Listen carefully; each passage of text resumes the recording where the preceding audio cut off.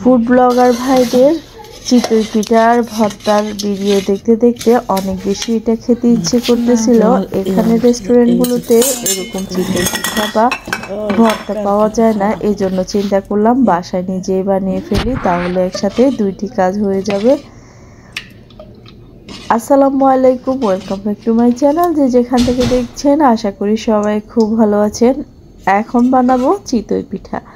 চিতই পিঠা বানানোর জন্য খোলাটাকে প্রথমে ভালো করে গরম করে নিতে হবে। এরপরে চিতই পিঠা আটাটা দিয়ে দিতে হবে।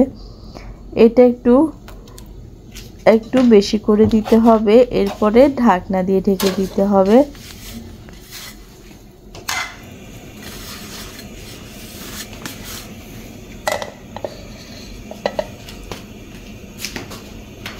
এখন ঢাকনার চারপাশে একটু পানি ছিটিয়ে দিব, তাহলে চিতই পিঠাটা অনেক ভালো করে ফুলে যাবে।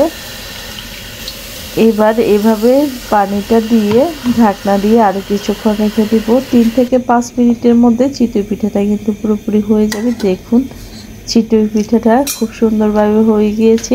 এখন এটা উঠিয়ে নিব।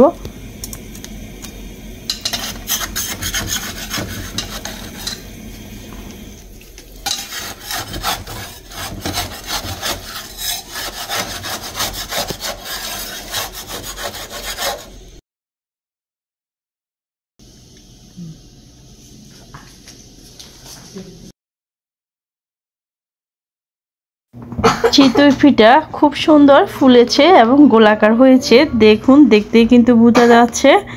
এবার সেমভাবে আমি আরও একটি চিতই পিঠা বানিয়ে নিচ্ছি। আর প্রতিবারে চিতই পিঠা বানানোর সময় পানি ছিটিয়ে দিতে হবে। সেমভাবে আমি এই পিঠাটাও বানিয়ে নিয়েছি। দেখুন খুব সুন্দর ফুলকো ফুলকো হয়েছে। এবার সেমভাবে এটাও উঠিয়ে নিচ্ছি। আর চিতই পিঠার রেসিপি যদি আপনারা পেতে চান তাহলে অবশ্যই কমেন্ট করে জানাবেন, তাহলে পরবর্তীতে কিভাবে চিতই পিঠার আটা ধরতে হবে তা রেসিপি আকারে আপনাদের সাথে শেয়ার করব। এখন নিয়ে নিচ্ছি আলু ভর্তা। এখানে আমি 4 রকমের ভর্তা করেছি। আলু ভর্তা, শিম ভর্তা, শীতল শুটকির ভর্তা আর একটা হচ্ছে ডিম ভর্তা। এখন এক সাইড দিয়ে আলু ভর্তা নিয়ে নিচ্ছি। এরপরে নিয়ে নিচ্ছি শীতল শুটকির ভর্তা। এরপরে নিচ্ছি শিম ভর্তা এবং একদম সবার শেষে নিয়ে নিচ্ছি ডিম ভর্তা।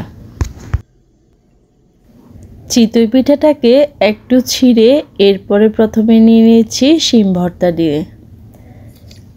খেতে আসলে কিন্তু খুব মজা চিতই পিঠা দিয়ে এই ধরনের ভর্তাগুলো। এখন নিয়ে নিচ্ছি শীতল শুটকির ভর্তা।